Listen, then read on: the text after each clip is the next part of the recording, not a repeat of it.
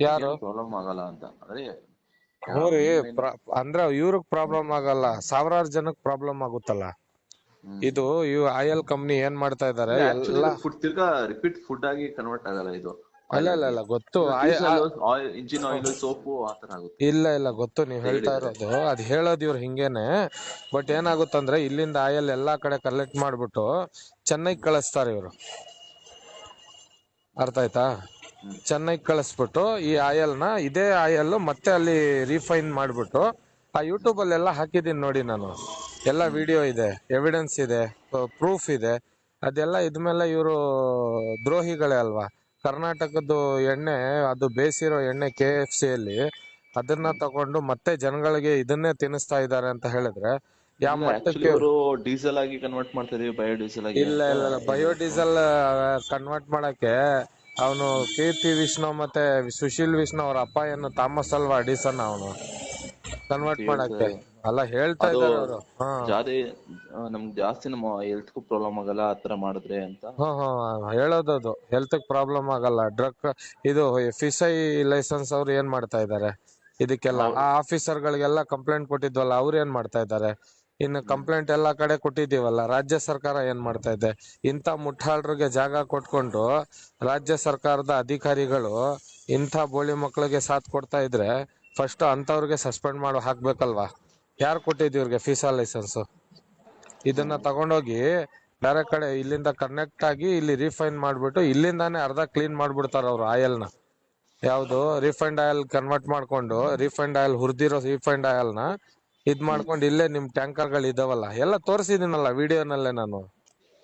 ಹಾ, ಇದನ್ನ ಕನ್ವರ್ಟ್ ಮಾಡ್ಕೊಂಡು ಚೆನ್ನೈಗೆ ಕಳಿಸ್ತಾರೆ. ಆಮೇಲೆ ಚೆನ್ನೈದು ದಿಲ್ಲಿಗೆ ಕಳಿಸ್ತಾರೆ, ದಿಲ್ಲಿಗೆ ಕಳಿಸ್ತಾರೆ.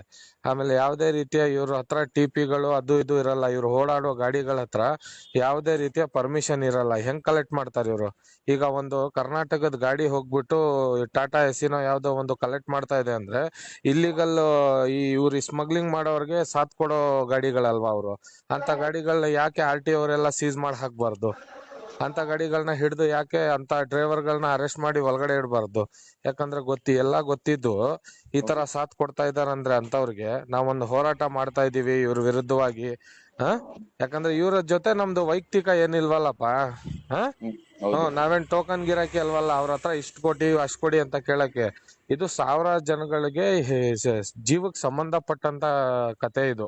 ಇವ್ರ ಕಂಪ್ನಿಯವರು ಹೇಳ್ತಾ ಇರೋದು ನಮ್ಮ ಹತ್ರ ಎಲ್ಲ ಡಾಕ್ಯುಮೆಂಟ್ಸ್ ಇದೆ, FSSAI ಇಂದ ಏನು ಪ್ರಾಬ್ಲಮ್ ಆಗಲ್ಲ, ನಮ್ದು ಡೀಸೆಲ್ ಆಗಿ ಕನ್ವರ್ಟ್ ಮಾಡ್ತಾ ಇರೋದು, ಇಂಜಿನ್ ಆಯಿಲ್, ಸೋಪು ಈಗ ಆಯ್ತು, ಡೀಸೆಲ್ ಆಗಿ ಕನ್ವರ್ಟ್ ಆಗ್ತಾ ಇರೋದು ಪ್ರೂಫ್ ಇದೆಯೇನಪ್ಪ ನಿನ್ ಕಂಪ್ನಿ ಹತ್ರ? ಪ್ರೂಫ್ ಅಂದ್ರೆ ಇವ್ರು ಇದೆ ಅಂತ ಹೇಳ್ತಾ ಇದ್ದಾರೆ. ಅದೇ ಇದ್ರೆ ಶೋ ಮಾಡ್ಬೇಕಲ್ವಾ ರಾಜ್ಯದ ಜನಕ್ಕೆ? ಈಗ ಅದು ಶೋ ಮಾಡ್ಲಿ ಅವರು. ಈಗ ಹೈಕೋರ್ಟ್ ಅಲ್ಲೂ ಪಿಟಿಷನ್ ಹಾಕ್ತಾ ಇದೀವಿ ನಾವು. ಯಾಕಂತ ಹೇಳಿದ್ರೆ ಇದು ಒಂದೆರಡು ಕಡೆ ಅಲ್ಲಪ್ಪ ಇದು. ಯಾಕಂದ್ರೆ ನೀನು ಅದೊಂದ್ ಸ್ವಲ್ಪ ಅರ್ಥ ಮಾಡ್ಕೋ. ಯಾಕಂದ್ರೆ ದೊಡ್ಡ ಮಟ್ಟಕ್ಕೆ ಕಲೆಕ್ಟ್ ಮಾಡ್ತಾ ಇರೋದು. ನನಗೆ ಒಂದ್ ಡೌಟ್ ಅಂದ್ರೆ ಈ ತರ ನಮ್ ತರ ಕಂಪ್ನಿ ಬೆಂಗಳೂರಲ್ಲೇ ಒಂದ್ 5-6 ಇದೆ ನಾನ್ ಕಂಡಂಗೆ. ಯಾವ್ದಿದೆ? ಇವಾಗ ಜಸ್ಟ್ ಹೇಳಲ್ಲಿ ನೋಡಿದ್ರೆ, ಸುಮ್ನೆ ಗೂಗಲ್ ಅಲ್ಲಿ ಟೈಪ್ ಮಾಡಿದ್ರೆ ವೇಸ್ಟ್ ಆಯಿಲ್ ಬಯರ್ಸ್ ಅಂತ ಹಾಕಿದ್ರೆ ತುಂಬಾ ಬರುತ್ತೆ. ಅದಕ್ಕೆ ಏನ್ ಮಾಡ್ತಿಲ್ಲ, ಇದಕ್ಕೆ ಇದ್ ಮಾಡ್ತಾ ಇದ್ರ ಅಂತ ನಾನು ಅಷ್ಟೇ. ಇಲ್ಲ ಗೊತ್ತಾಯ್ತು. ಬಟ್ ಈ ಕಂಪನಿ ಇದೆಯಲ್ಲಪ್ಪ, ಇದು ದೊಡ್ಡ ಮಟ್ಟಕ್ಕೆ ಕಲೆಕ್ಟ್ ಮಾಡ್ತಾ ಇದೆ. ಇದು ಸಣ್ಣ ಪುಟ್ಟ ಅಲ್ಲ. ಯಾಕಂದ್ರೆ ಬೇರೆ ಕಂಪ್ನೀಸ್ ನೀನ್ ಹೋಗಿ ನೋಡು, ಅಲ್ಲೂ ಒಂದ್ಸತಿ ಚೆಕ್ ಮಾಡು. ಯಾಕಂದ್ರೆ ಒಂದ್ ಮಾನವೀಯತೆಯಿಂದ ಹೇಳ್ತಾ ಇದೀನಿ. ಅಲ್ಲಿ ಹೋಗಿ ಚೆಕ್ ಮಾಡಿದಾಗ ಏನಾಗುತ್ತೆ, ಅವರೆಲ್ಲ 5 ಲೀಟರ್ 10 ಲೀಟರ್ ಈಸ್ಕೊಂಡು ಇದ್ ಮಾಡ್ತಾರೆ. ಬಟ್ ಈ ಕಳ್ಳನ ಮಕ್ಕಳು ಇದಾರ ನೋಡು, ಇವರು ದಿಲ್ಲಿಯವರು, ಇವರು ದೇಶನೇ ಹಾಳು ಮಾಡಕ್ ಬಂದಿರೋರು.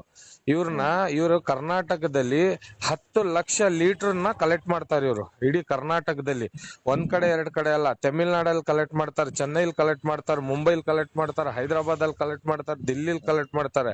ಅಲ್ಲಿಂದ ಇಲ್ಲಿಗೆ, ಇಲ್ಲಿಂದ ಅಲ್ಲಿಗೆ. ಆಮೇಲೆ ಇವರು ಮ್ಯಾನೇಜರ್ ಗಳಿದಾರ ನೋಡು, ಇವ್ರಗಳಿಗೆಲ್ಲ ಒಳ್ಳೆ ಸಂಬಳ ಕೊಟ್ಕೊಂಡು ಈ ಗಾಡಿಗಳನ್ನ ಸೇಫ್ ಮಾಡ್ಕೊಳಕ್ ಇಟ್ಕೊಂಡಿರೋದು. ಈ ಗಾಡಿಗಳು ಹೋಗಿ KFC ಲಿ ಕಲೆಕ್ಟ್ ಮಾಡ್ತಾರಲ್ಲ ಆಯಿಲ್, ಆ ಆಯಿಲ್ ತಗೊಂಡ್ ಬಂದು ನಿಮ್ಮಲ್ಲೇ ಟ್ಯಾಂಕ್ ಇಟ್ಟಿದ್ದಾರೆ. ಆ ಟ್ಯಾಂಕ್ ಅಲ್ಲಿ ಕ್ಲೀನ್ ಆಗುತ್ತೆ ಆಯಿಲ್. ಆ ಆಯಿಲ್ ಕ್ಲೀನ್ ಆದ್ಮೇಲೆ ಏನಾಗುತ್ತೆ, ಇದಕ್ ಕಳಿಸ್ಕೊಡ್ತಾರೆ ಚೆನ್ನೈದು ದಿಲ್ಲಿಗೆ ಕಳಿಸ್ಕೊಡ್ತಾರೆ. ಇದೇ ರೀತಿ ಮಾಡ್ಕೊಂಡು ಸಾವಿರಾರು ಲಕ್ಷಾಂತರ ಜನಕ್ಕೆ ಮೋಸ ಮಾಡಿ ಕ್ಯಾನ್ಸರ್ ಬರುವಂತ ಕೆಲಸ ಮಾಡ್ತಾ ಇದಾರೆ ಇವರು. ಸೋಪ್ ಆಗ್ತಾ ಇದೆ, ಡೀಸೆಲ್ ಆಗ್ತಾ ಇದೆ, ಬಯೋಡೀಸೆಲ್ ಆಗ್ತಾ ಇದೆ. ಯಾವುದೇ ರೀತಿಯ ಇವ್ರ ಹತ್ರ ಎವಿಡೆನ್ಸ್ ಇಲ್ಲ. ಹಾ ನೀವ್ ಹೇಳ್ತಾ ಇರೋದು ಆಯಿಲ್ ತಿರ್ಗಾ ರಿಫೈನ್ ಆಗಿ ತಿರ್ಗಾ ನಮ್ಗೆ ಹಾ ನಮ್ಗೆ ಬರ್ತದೆ ಅದು, ಹಾ ನಮ್ಗೆ ಬರ್ತದೆ, ಹೌದು ಹೌದು ಹೌದು ನಮ್ಗೆ ಬರ್ತದೆ ಅದು.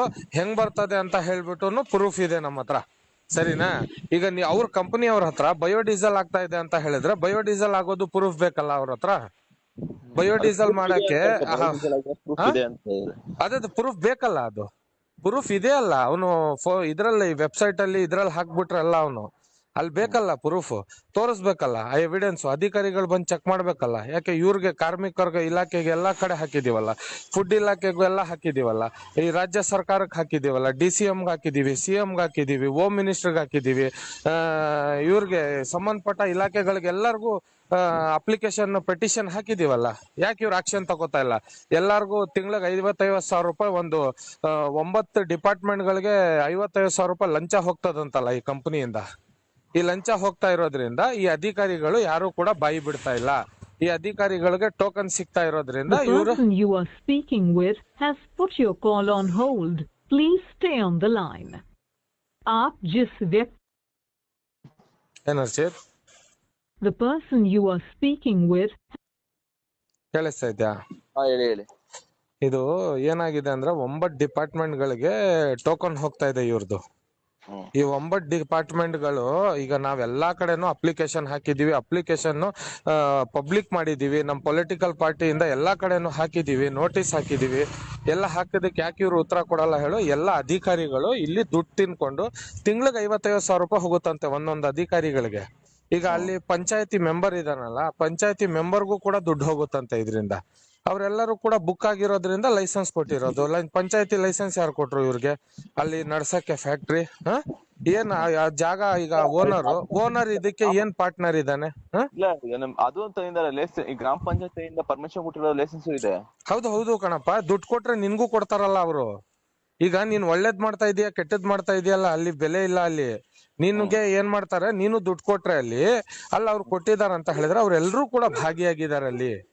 ಅರ್ಥ ಮಾಡ್ಕೋ ಇದನ್ನ. ಇವ್ರೆಲ್ರಿಗೂ ಕೂಡ 9 ಡಿಪಾರ್ಟ್ಮೆಂಟ್ ಗಳಿಗೆ 55,000 ರೂಪಾಯಿ ಕೊಡ್ತಾನೆ. ಕಾರ್ಮಿಕರ ಇಲಾಖೆಯವ್ರು ಯಾವತ್ತಾದ್ರೂ ಬಂದ್ ನಿಮ್ಮ ಫ್ಯಾಕ್ಟ್ರಿನ ಚೆಕ್ ಮಾಡಿದಾರ? ಫುಡ್ ಅಂಡ್ ಸಿವಿಲ್ ಆ ಡಿಪಾರ್ಟ್ಮೆಂಟ್ ಅವ್ರು ಬಂದ್ ಯಾವತ್ತಾದ್ರೂ FSSAI ಅವರು ನಿಮ್ಮ ಫ್ಯಾಕ್ಟ್ರಿನ ಚೆಕ್ ಮಾಡಿದಾರ? ಯಾಕೆ ಅವ್ರಿಗೆ ಯೋಗ್ಯತೆ ಇಲ್ವಾ, ಮಾನ ಮರ್ಯಾದೆ ಇಲ್ವಾ, ಸರ್ಕಾರ ದುಡ್ಡು ತಗೋತಾ ಇಲ್ವಾ ಅವರು ಅಂತವ್ರು? ಅವ್ರ ಮೇಲೆ ಕ್ರಮ ತಗೋಬೇಕು ಅಂತ ಅವ್ರಿಗೆ ಗೊತ್ತಾಗ್ಲಿಲ್ವಾ? ಅವ್ರಿಗೆ ತಗೊಳಲ್ಲ ಅವರು. ಯಾಕೆ ಹೇಳು? ತಿಂಗಳಿಗೆ 55,000 ರೂಪಾಯಿ ಒಂದು ಅಧಿಕಾರಿ ಯಾರಾದ್ರೂ ಬಂದ್ರೆ ಅಲ್ಲಿ ಒಂದ್ ಅಧಿಕಾರಿಗೆ 50,000 ರೂಪಾಯಿ ಟೋಕನ್ ಹೋಗುತ್ತೆ ಅಲ್ಲಿ. ಆ ಟೋಕನ್ ಹೋಗೋದ್ರಿಂದ ಏನಾಗುತ್ತಂದ್ರೆ ಅಲ್ಲಿ ಪ್ರಾಪರ್ಟಿ ಓನರು ಕೂಡ ಬಂದು ಯಾರಾದ್ರೂ ಬಂದ್ರೆ ನಮ್ಮಂತ ಪೊಲಿಟಿಷಿಯನ್ ಗಳು ಅಂತವ್ರ ಮೇಲೆ ಅಟ್ಯಾಕ್ ಮಾಡ್ತಾನೆ. ಆಮೇಲೆ ಜೀವ ಸಾಯಿಸಕ್ಕೆ ಎಷ್ಟೋ ಜನಕ್ಕೆ ಹೋಗಿದ್ದಾರೆ ಇವ್ರು ಮುಂದುವರೆದಿ. ಒಬ್ರಿಗಿಬ್ರಿಗಲ್ಲ, ಜೀವ ಸಾಯಿಸಕ್ ಹೋಗಿದ್ದಾರೆ ಇವ್ರು. ಚಾಕುಗಳು ಮಚ್ಚುಗಳು ತಗೊಂಡು ರೌಡಿಗಳನ್ನ ನಿಲ್ಸಿ ಎಲ್ಲ ಹೊಡಿಸ್ತಾರ ಅಲ್ಲಿ ಹೋದವ್ರಿಗೆಲ್ಲ. ಇವ್ರು ಈ ತರ ಅಟ್ಯಾಕ್ ಮಾಡ್ತಾರೆ ಇವ್ರು. ಇದು ಮಾರಣಾಂತಿಕ ಹಲ್ಲೆ ಮಾಡಕ್ ಹೋಗ್ತಾರೆ ಇವ್ರು. ಯಾಕಂದ್ರೆ ಇವ್ರಿಗೆ ಆಯಲ್ ಮುಖ್ಯ, ಮನುಷ್ಯ ಅಲ್ಲ. ಅರ್ಥ ಮಾಡ್ಕೊ. ಹಂಗಾಗಿ ಇವ್ರು ಆಯಲ್ ಕಲೆಕ್ಟ್ ಮಾಡಿ ಸಾವಿರಾರು ಜನಕ್ಕೆ ಇದ್ ಮಾಡ್ತಾರೆ. ಇವ್ರಿಗೆ ಏನ್ ಕ್ರಮ ತಗೋಬೇಕು, ಏನ್ ಮಾಡ್ಬೇಕು ಅದು ಎಲ್ಲಾ ಕೂಡ ನಮ್ ಪಕ್ಷದಿಂದ ಎಲ್ಲಾ ಮಾಡಿದೀವಿ.